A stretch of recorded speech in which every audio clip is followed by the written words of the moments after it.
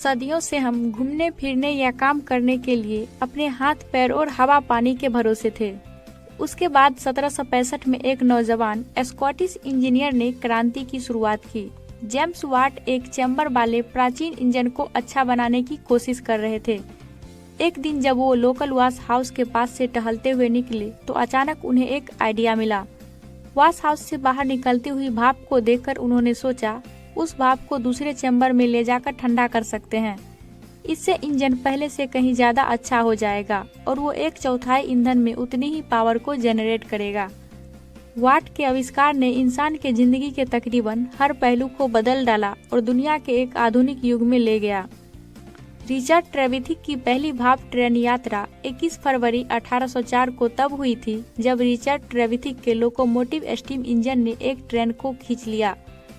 Trevithick को railway इंजनों के साथ प्रयोगात्मक चरण से अधिक सफलता नहीं मिला क्योंकि उनके इंजन कास्ट आयरन प्लेटवे ट्रैक के लिए भारी था।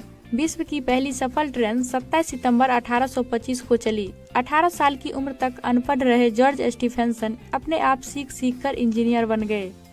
1825 में कई सालों की खुराफात के बाद वो एक अजीब सा दिखने वाला आविष्कार लेकर आए।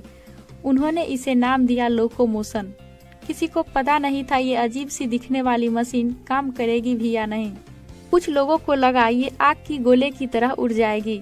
कुछ लोग उसकी पहली सवारी करना चाहते थे। स्टीफेंसन ने वीआईपी लोगों के लिए एक छोटा सा पैसेंजर कोच बनाया और उसे नाम दिया एक्सपेरिमेंट। बाकी लोग कोयला ढोने के लिए बने कोच में गए। इंग्लैंड में उत्तर पूर्व के छोटे छोटे शहर स्टॉकटन और डार्लिंगटन के बीच 41 किलोमीटर के इस पहले सफर ने इतिहास का रुख बदल दिया। रेलवे औद्योगिक क्रांति को और ऊंचे स्तर पर ले गई। जॉर्ज स्टीफेंसन का जन्म 9 जून 1781 को न्यूकैसल ऑन टाइन के पास हुआ था। उनके पिता कोयला खदान में कार्यरत थे। स्टीफेंसन ने खुद खदान में काम किया और खाली समय में पढ़ना लिखना सीखा। उन्होंने खदानों में कार्यरत आदिम भाप इंजनों के प्रबंधन के लिए ख्याति प्राप्त की। 1814 में स्टीफेंसन ने कोयला ढोने के लिए अपना पहला लोकोमोटिव ब्लूजर बनाया। 1821 में स्टीफेंसन को स्टॉकटन और डार्लिंगटन रेलवे के निर्माण के लिए इंजीनियर नियुक्त किया गया था। यह 1825 में खुला और यह पहला सार्वजनिक रेलवे था। अक्टूबर 1829 में रेलवे के मालिकों ने लंबी दूरी पर भारी भार खींचने के लिए सबसे अच्छे प्रकार का लोकोमोटिव खोजने के लिए रेन हिल में एक प्रतियोगिता का आयोजन किया, जिसे हजारों लोग देखने आए। स्टीफेंसन का लोकोमोटिव रॉकेट 36 मील प्रति घंटे की रिकॉर्ड गति हासिल करने वाला विजेता रहा। डार्लिंगटन रेलवे के लिए स्टॉकटन के खुलने और रॉकेट की सफलता ने पूरे देश में रेलवे लाइन बिछाने और इंजनों के निर्माण को प्रेरित किया।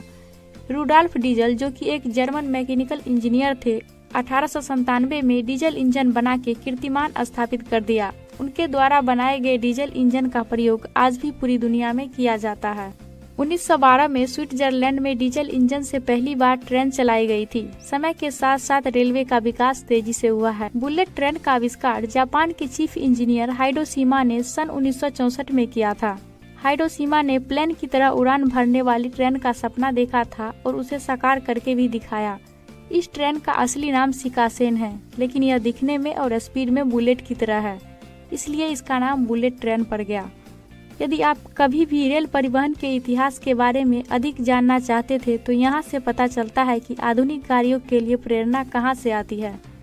भाप इंजन के शुरुआती दिनों में दुनिया भर के रेल नेटवर्क के प्रसार से पहले सबवे का निर्माण हुआ।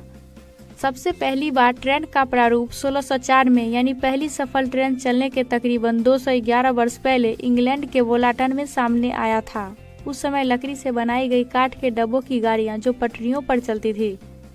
यदि अपना प्यारा भारत की बात करें तो यहाँ पहली ट्रेन 16 अप्रैल 1853 को मुंबई से ठाणे के बीच चली थी, जिसे अंग्रेजों द्वारा चलाया गया था। तब उसमें 400 लोग सफर कर रहे थे और उसका किराया 2 रुपया था।